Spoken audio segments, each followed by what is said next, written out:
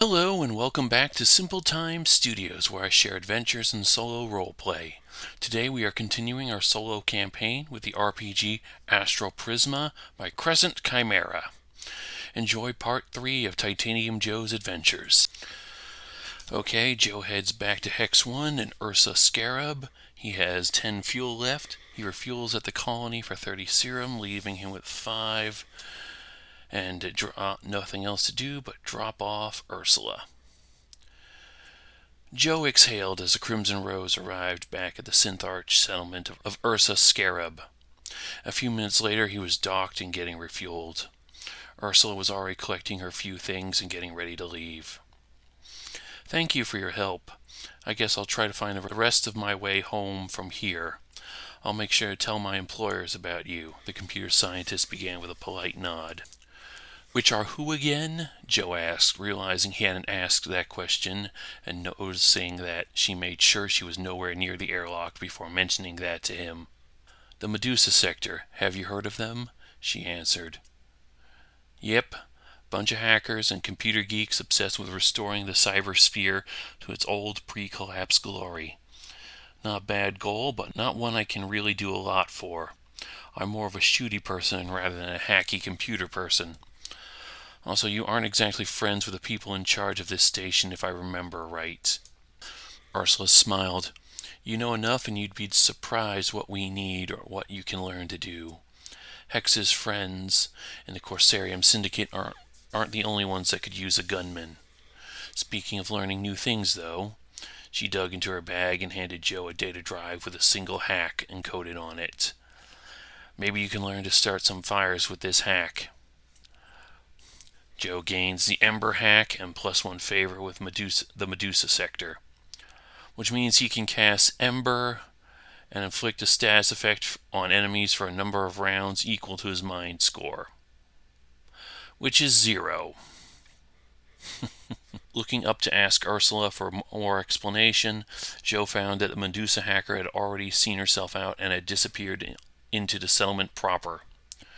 Shrugging and shaking his head, he finished refueling and launched as soon as he got clearance. Once again, slingshotting himself over the system's sun and back into Hex 4. There had to be some sign of the pilot he dueled with.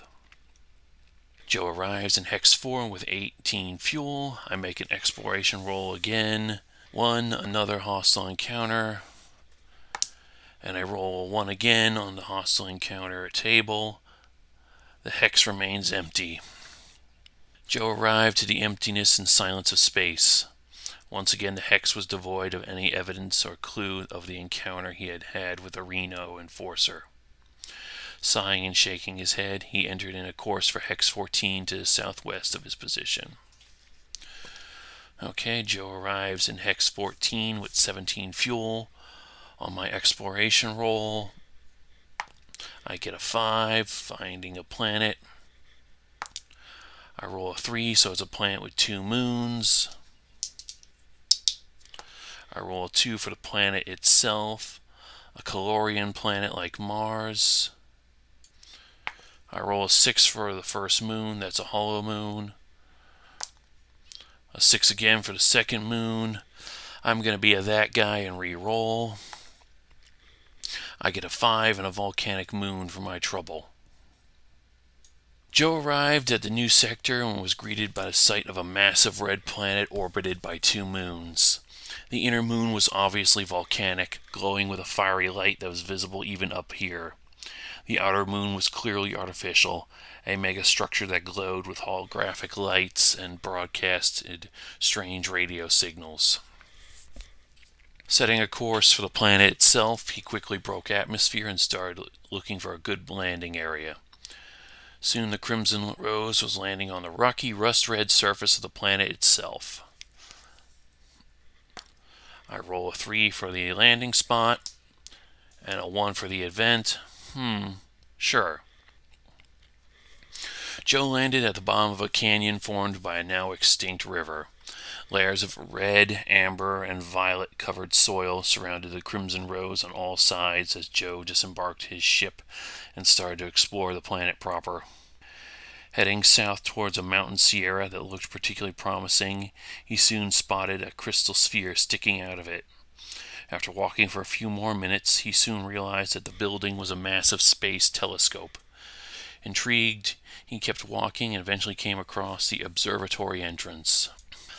At first, the roaming gunslinger thought the building was abandoned, but he was soon greeted by an old man working a computer terminal near the entrance. A long white beard and pale blue eyes, he looked like a wizard from a fantasy novel as he greeted Joe. "Hello there, what brings you here?" the elderly gentleman began. "I'm Joe. I'm an explorer that just landed on this planet. The sphere was the first interesting thing I found, so I came over. Who are you?" "I'm Bill. I'm a net hacker from Medusa Sector. They sent me to try and access the observatory's data server months ago, and I've been trying to access it ever since," Bill answered as he banged his hand against the polymer desk. "Again? That's the third time today." "Want me to give it a try?" Joe asked with a shrug. "You know quantum encryption schemes?" Bill asked. "No, but I might get lucky," the well-dressed gunslinger replied with a smile as he walked over to the computer terminal. "All right, going to make 3 mind challenge rolls with no modifier. I must succeed all 3 to crack the code. First is 10 against 6, success. Second is 3 against 5, failure. Let's roll a third one for laughs. 1 against 7. Yeah, this went how I thought it would. Joe spends 3 energy and is down to 17. Joe tried entering some random alphanumerical passcodes into the system.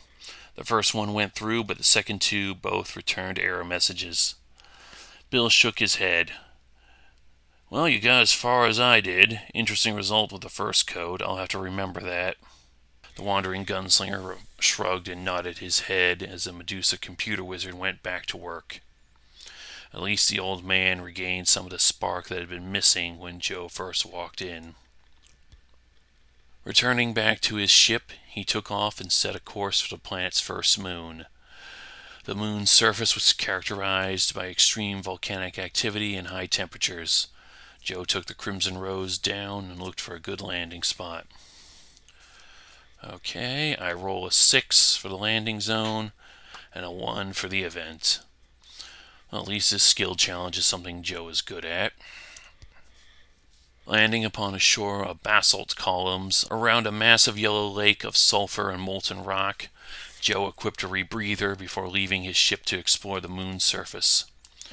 No sooner had he stepped away from his ship than the ground beneath his feet began to shake, and the throat of a nearby dormant volcano began to tremble and groan. Huge streams of lava erupted and rained down on the surrounding landscape as ash and more lava began to roll down its sides. A huge cloud of toxic fumes began to form in the sky above. It looks like Joe couldn't have picked a worse time to visit this moon. "Oh, you have got to be kidding me!" he shouted, even though there was no one to shout to, before running back to the Crimson Rose. The airlock barely finished cycling before he raced to the bridge of the ship, not even bothering to take his rebreather off, and starting to quickly prep the ship for launch. Alright, now it's time to roll Grace and see if he gets out of this alive. 5 plus 4 for his action die is 9, and a challenge die is 6. He makes it and gets another hyperdrive charge. I should see about spending those at some point. The engines roared to life and the Crimson Rose took off with a start as ash started to rain down on the landing area. But there wasn't a pilot quite like Joe, effortlessly dodging the falling rocks and flames raining down from the roaring volcano. A few minutes later, he escaped the volcanic moon's gravity well and started flying towards the last moon.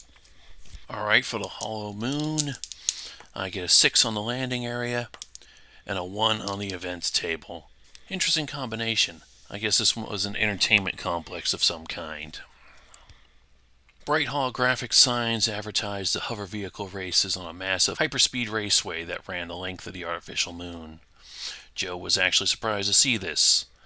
Given the rocky and volcanic nature of the other two celestial bodies in the hex, he half expected to find a factory that was supplied by the minerals mined nearby. Who would build a raceway or an entertainment complex all the way out here? Landing in a sprawling green and surrounded by miles of empty racetrack, the wrecked remains of a few hover cars were his only company as Joe set out from his ship and started to explore the hollow moon.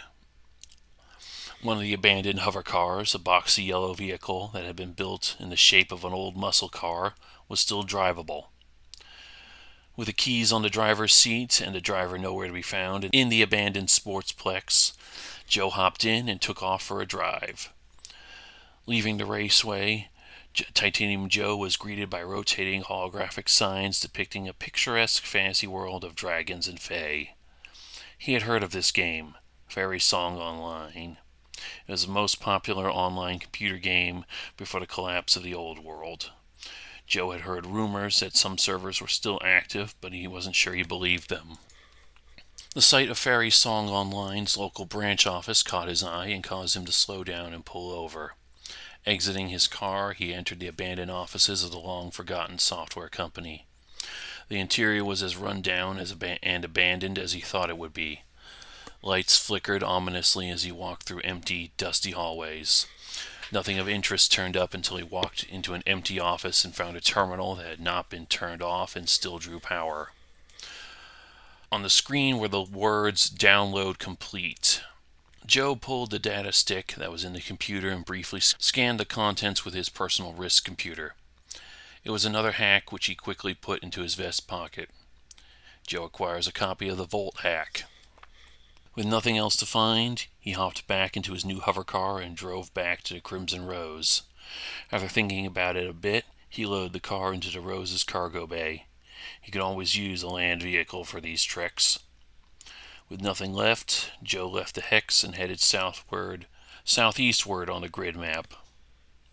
Okay, Joe heads into Hex 13 with 16 fuel. I roll a 3 for a faction encounter. I roll an 8 for ISF. I have a positive rep with them, so it's a neutral encounter. I roll a 6, so it's the orbital terraforming event. I guess we're getting more terraformer seeds. He'll stop and accept the mission to plant 1 seed on 3 separate planets.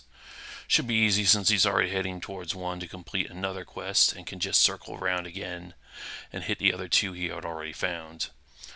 With nothing else, he'll head to Hex 12 after he finishes with accepting this quest. Joe arrived and was hailed almost immediately. "Hello, Explorer. We might have a job for you if you're interested."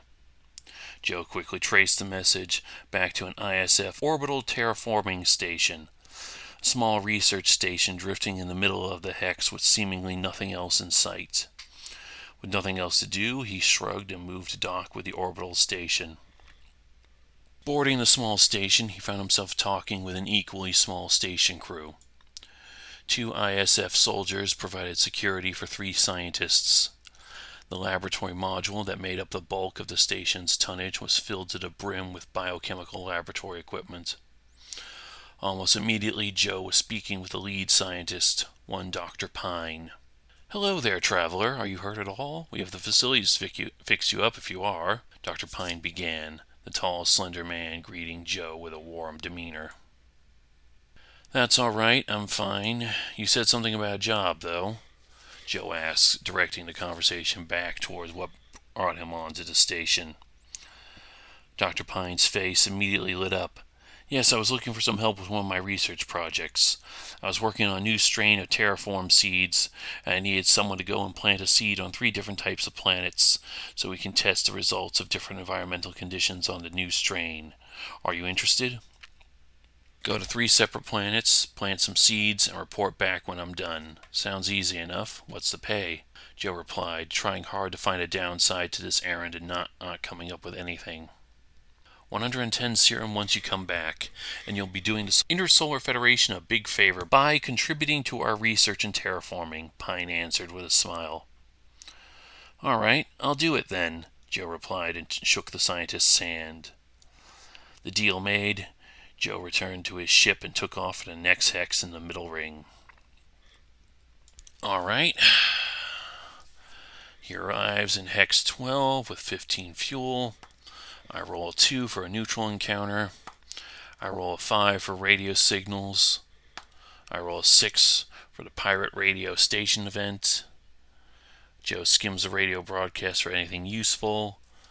The Oracle says yes, and I ask again what he learns, and I roll 2 for the theme of wealth.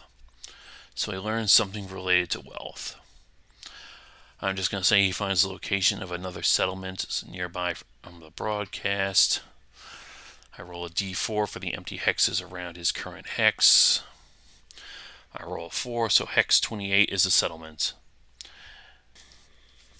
As the Crimson Rose arrived in Hex 12, Joe went through the motions of scanning his surroundings for anything of interest. His sensors immediately picked up a strange low-frequency signal. After a few seconds running it through the ship's computer, music begins to play from the speakers. As the melodies began to play, Joe's mind wandered back to a small dive bar in another system that felt like ages ago. A bar that specialized in old-world music. His mind went back to reality when the music stopped and the disc jockey went on the air. Thank you for tuning in to ARG 97. We put the ARG in Langley's Folly. The voice-modulated DJ crooned. A pirate radio station. Likely literally if Joe's hunch was correct. Adjusting his sensors to pick up the direction of the broadcast, he finds the source leads out of the hex and into Hex 28 out in the outer ring of the system. This was probably the location of Langley's Folly, or the location of a quick death if Joe was extremely unlucky. Still, nothing was gained if nothing was ventured. He set a course for the hex and hoped his luck held. Hex 28 is a Corsair Syndicate settlement known as Langley's Folly. Joe docks, refuels, and sells off his excess items. He doesn't stick around for too much longer because of the Reno family. And once he finishes, he goes back to Hex 12 before continuing on in the middle ring. Langley's Folly was indeed a settlement. A Corsair Syndicate settlement, judging by all the Jolly Roger-style standards leading into the massive planetoid asteroid that the settlement honeycombed into like a termite's nest. Joe had never seen so many different variations on the skull and crossbones motif as he did right now. Even during his time with the Reno family, there were only so many syndicates and outlaw outfits that openly displayed their banners and weren't destroyed for it. Docking went without a hitch, and soon he was getting the ship refueled. With a deep breath, he took out the contraband packages he had brought with him from outside the system and carefully tucked them into his vest pockets. He needed to find a dealer so he could unload these. Shouldn't be too hard to find one on this station, but finding one that was honest enough to pay him instead of try to shoot him would be an entirely different question. There was also the question of what sort of influence the Reno family had in the system yet. That would impact a lot more than just the price of the narcotics he brought into the system. Walking off his ship and into the station proper, Joe kept a hand near his holster laser blaster as he walked through the crowded, narrow corridors of the settlement. Langley's Folly was a tight, claustrophobic maze of tunnels that went off in strange directions and into oddly shaped rooms. Rough-hewed stone walls teased the history of asteroid mining before the settlement was converted into the outlaw outpost it was today. Pirates, bounty hunters, and mercenaries strolled the streets, wearing body armor and bandoliers bristling with weapons. Joe eventually made his way towards a smoky bar in what felt like the center of the warren. Even if it wasn't, it would not be a good idea to stir up trouble this far away from his ship. The bartender regarded him with an unblinking cybernetic eye as the gunslinger entered the bar. "You buyin', sellin', or looking to chat?" "All three, depending on what you have," Joe replied as he took a seat at the bar. "A mug of microgravity ale, please," he added as he slid some money on the counter. The bartender poured a sturdy glass stein and set it down in front of Joe. "Okay, so what are you selling?" Joe quietly produced one of the contraband packages from his vest and set it in front of the bartender. A squished package of reddish-white powder wrapped in tight plastic wrapping. "I have a small stash of red blossom, 100% purity," he offered the drug. "That's the new stuff the Reno family's bringing into the system," the bartender mused as he took a small sample and ran it through a chemical analyzer to verify Joe's claim. As the device dinged with a positive confirmation, the cyborg barkeep nodded. 100 serum for the whole brick. "Can you buy 2? Joe replied as he pulled out the second brick. "Done," the bartender replied with no hesitation and gave Joe his money before making the contraband packages disappear below the counter. Joe quickly pocketed the serum and looked back at the barkeep. "So has there been anything interesting happening lately? Any players making waves?" The cyborg scowled. "A new crime syndicate from out of the system is trying to muscle in on our turf. Call themselves the Reno family. Specializes in drugs and weapons. Rumor has it they're looking for a defector that made a big mess of things before they left." "Interesting," Joe replied as he finished his ale. "Pleasure doing business with you," he added as he set the empty mug down and left. After a moment wandering about to sell off the Ember hack he had no idea how to use, the wandering gunslinger boarded his ship and took off. Back to the middle ring. Okay, Joe arrives at Hex 11 with 18 fuel left. I roll a 6 for another settlement. I roll 1 for a Corsair settlement, but I already have one, so I'll re-roll. I got a 9, which is Synth Arc, but we already have one of those too, so I'll re-roll again. 7. We finally found the ISF settlement, Bastion. Joe will mark the location for now before moving on to Hex 10. Crimson Rose arrived at Hex 11, and Joe immediately picked up the broadcast chatter of another settlement. This one was a tourist space station with the emblem of the ISF on the outer hull. Bastion, the ISF's main stronghold in the system. With his fuel still fairly topped off and nothing to trade, he moves on to the next hex in the middle ring. Might as well put those seeds to good use. Okay, next, Joe arrives at Hex 10 with 17 fuel left. Hex 10 is a Gaian planet named Nysa, with one frost moon named Delta Hope. This is not where the Warg Major General is hiding, so Joe will have to keep looking for that bounty. Joe lands on the planet and gains a 5 for the landing site and a 2 for the event. While doing all that, he plants a seed he recovered from the wrecked terraformer, gaining a +1 to his ISF rep. He also plants one of the seeds from the research station, so only 2 of those left. He decides to circle back to Thera and Beirut to plant the other 2 seeds after he leaves Delta Hope. Finding the carcass of a giant worm-like creature and landing in its shadow, Joe disembarked on the planet's surface and started exploring. Walking along, he looking for a good place to plant some seeds in the rocky desert soil. He encountered a lone pilgrim wandering the waste. At first, Joe thought the hooded stranger was human, but as the 2 got closer, the blonde gunfighter realized the other wanderer was actually an android. "Greetings, human. Are you also searching for meaning?" it began. It was a question that cut deeper than either being realized. Joe definitely did not expect something so profound to come from a machine. "Yes, I guess I am," he answered finally. The 2 of them talked for a bit, idly discussing philosophy before the android pilgrim mentioned a synth arch settlement where he had spent a bit of time reflecting on purpose beyond his factory default code. But it was the one Joe already knew about, Ursa Scarab. Bidding the strange pilgrim goodbye, Joe kept walking on until he found a promising spot in the shadow of a particularly tall foothill. Digging open a small hole with the heel of his boot, he planted the seed from the wrecked terraformer vessel before digging a second hole and planting one of the seeds from the research station.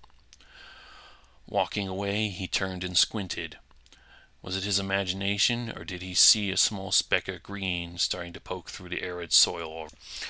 No matter, he needed to move on and keep exploring. Delta Hope, Nysa's icy moon. Joe gets a 5 for the landing zone and a 4 for the event. Snowfall. Joe needs to make a vigor check to survive. He gets a 10 over a 7, narrowly grabbing onto a tree and getting one more hyperdrive charge as he narrowly dodges the avalanche. Leaving the planet Nysa, Joe flew to the planet's frozen moon of Delta Hope.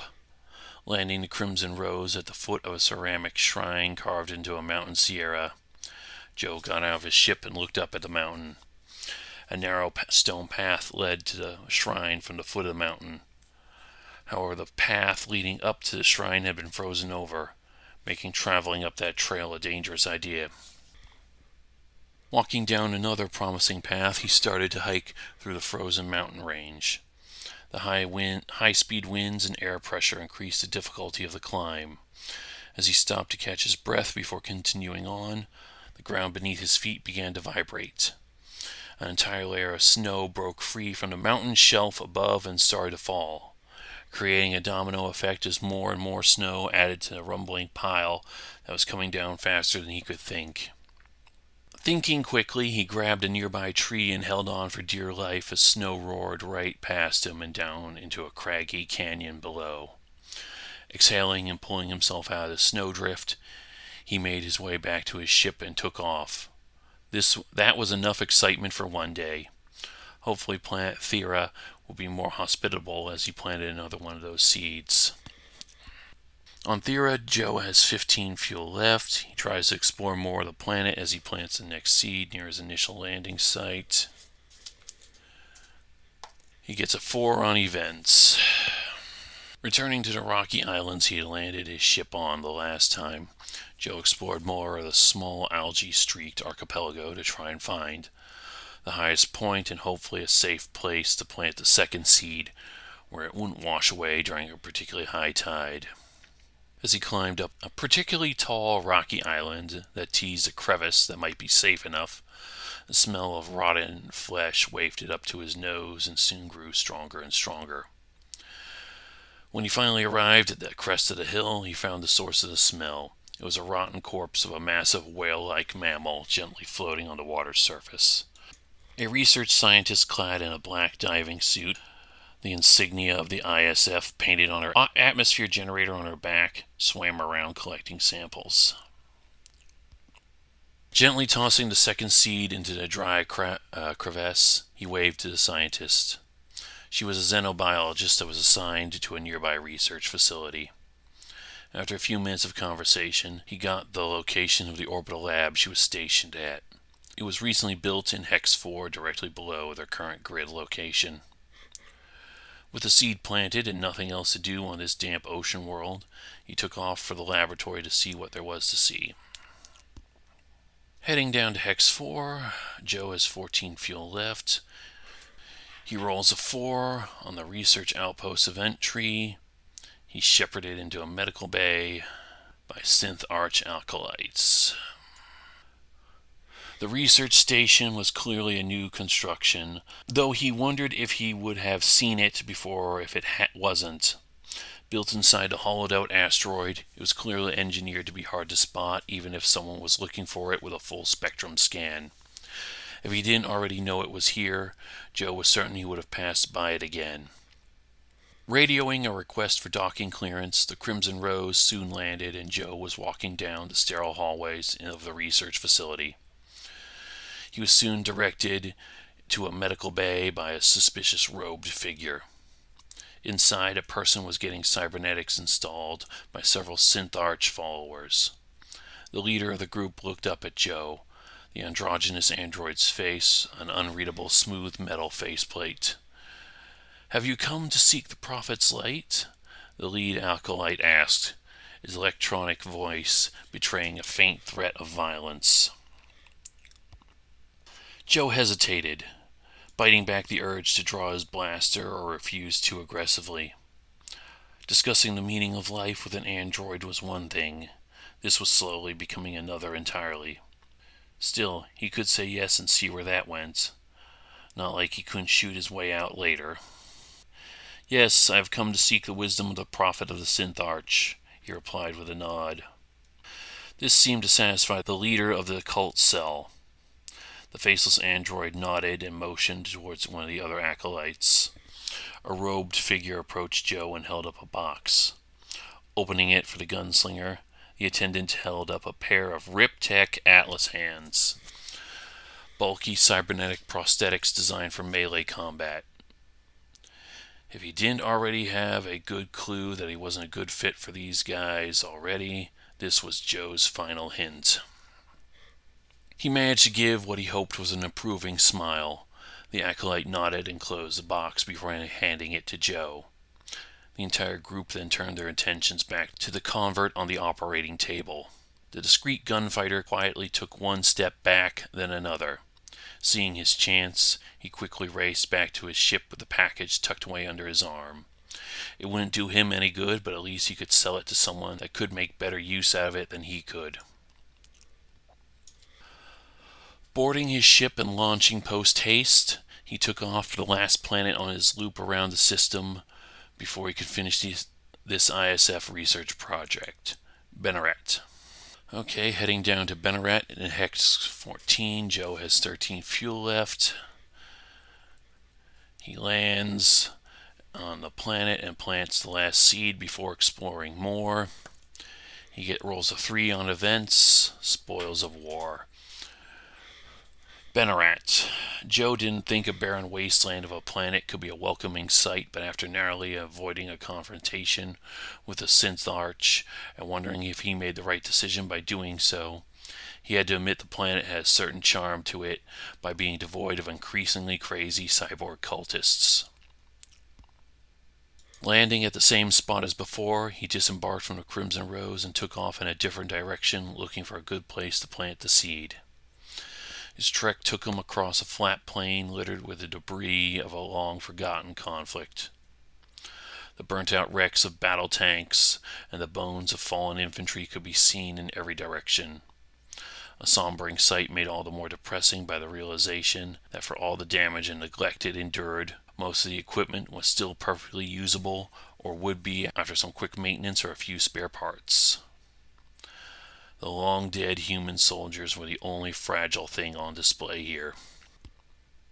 Looking for a good spot to plant the last seed, Joe spotted a skeleton soldier that was less buried than the rest. Still clutching a Gauss SMG and with a weapon mod in a tattered equipment pouch worn over a bleached rib cage, it felt like a poetically fitting spot to plant the last seed. Making a small hole in the dirt with his gloved fingers and putting the genetically modified seed in, he looked away to pick up the Gauss SMG and the laser accelerator weapon mod. It only took him barely a moment to pick up the items, but when he looked back, the seed was already blossoming. Eyes wide with wonder, Joe shook his head and started walking back to his ship. Maybe the ISF really can change the system for the better. Even if they couldn't, he was still going to get paid, doing some decent work for a change. Speaking of which, time to head back and collect the serum he was promised. End of chapter.